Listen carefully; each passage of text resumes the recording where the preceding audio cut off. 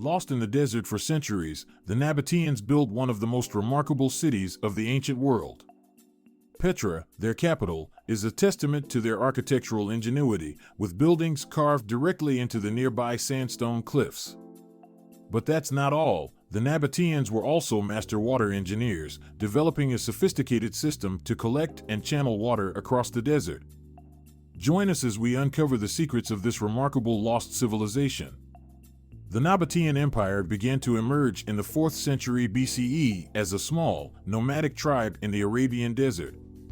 The Nabateans established a presence in the region by creating an intricate network of trade routes, connecting the southern Arabian Peninsula to the Mediterranean world. This made them a key player in the incense trade, as they were able to transport the prized aromatic resin from southern Arabia to the markets of the Mediterranean. Over time, the Nabateans became increasingly wealthy and powerful. They began to settle in cities, including Petra, which became their capital and a center of commerce and culture. Petra was strategically located at the crossroads of major trade routes, allowing them to control the flow of goods and people through the region. They imported luxury goods such as spices, perfumes, textiles, and precious stones, and exported frankincense and myrrh, which were in high demand in the ancient world. The Nabateans were a diverse and cosmopolitan culture, drawing influences from a range of regional and international sources.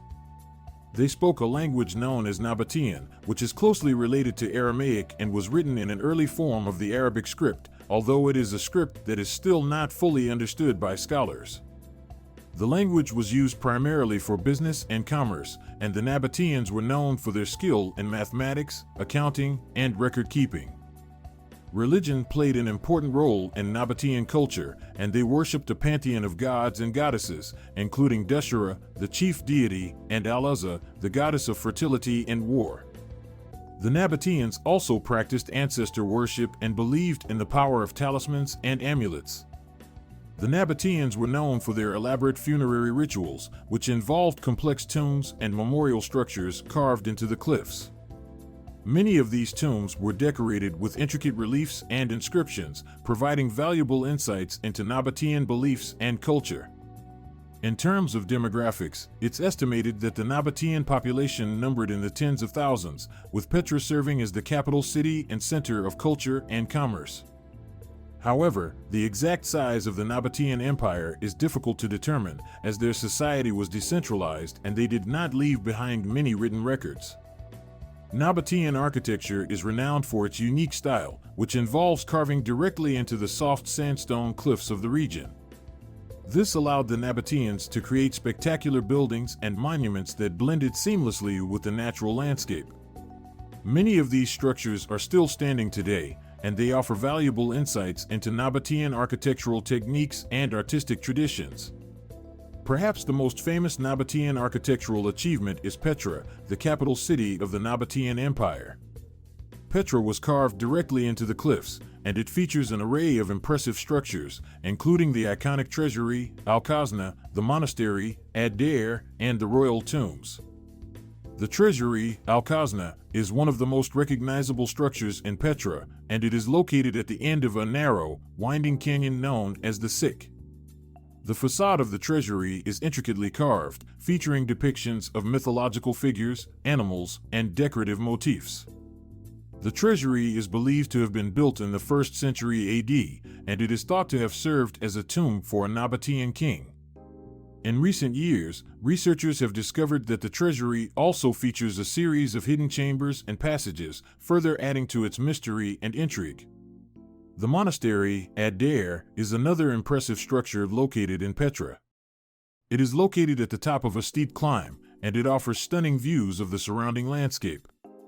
Like the Treasury, the monastery features a facade that is intricately carved, featuring ornate patterns, religious symbols, and mythological figures. The monastery is believed to have been built in the 1st century AD, and it is thought to have served as a place of worship for the Nabateans. The royal tombs are a series of impressive structures that are located high up on the cliffs overlooking the city of Petra. These tombs are believed to have been built for Nabatean kings and other members of the royal family. They feature elaborate facades, including ornate carvings, columns, and pediments. One of the most impressive tombs is the urn tomb, which features a large urn-shaped structure at the top of the facade. Another notable Nabatean site is Ma'in Saleh, located in present-day Saudi Arabia. This site features a range of tombs, temples, and public buildings, all carved directly into the cliffs. The most impressive structure is the Qasr al-Farid, a tomb that is believed to have been abandoned before it was completed. The tomb's facade features intricate carvings, including depictions of animals, human figures, and decorative motifs. The Nabateans were also skilled in creating smaller-scale structures, including houses, shops, and cultic sites. These structures were often built using local materials, including mud, bricks, and stone, and they featured distinctive Nabatean architectural elements, such as arched windows, stepped facades, and ornate carvings. Water engineering was a crucial aspect of Nabatean civilization, as the region was known for its arid climate and limited water resources. The Nabateans developed sophisticated systems for collecting, storing, and distributing water, and their engineering innovations allowed them to thrive in an otherwise inhospitable landscape. One of the most impressive examples of Nabatean water engineering is the Sikh, a narrow canyon that leads to the Treasury in Petra. The Sikh features a complex network of over 400 meters of water channels, dams, and reservoirs, which allowed the Nabateans to collect and store water from nearby springs and wadis. The water was then channeled through a series of tunnels and aqueducts, which delivered it to the city of Petra and its inhabitants. Another notable example of Nabatean water engineering is the ancient city of Avdat, located in present-day Israel. Avdat features an intricate network of cisterns and water channels, which allowed the Nabateans to collect and store water for drinking, agriculture, and other purposes. They featured over 30 large cisterns, which could hold up to 600 cubic meters of water. The city also features a large bathhouse, which required a constant supply of water. The Nabateans achieved this by building a complex system of water channels and aqueducts, which brought water from nearby springs and reservoirs to the bathhouse. The Nabateans were more than just a lost civilization, they were an advanced and innovative society that conquered the harsh desert landscape and achieved remarkable feats of engineering and architecture. Their ability to thrive in an otherwise inhospitable environment and leave a lasting legacy continues to inspire awe and wonder today.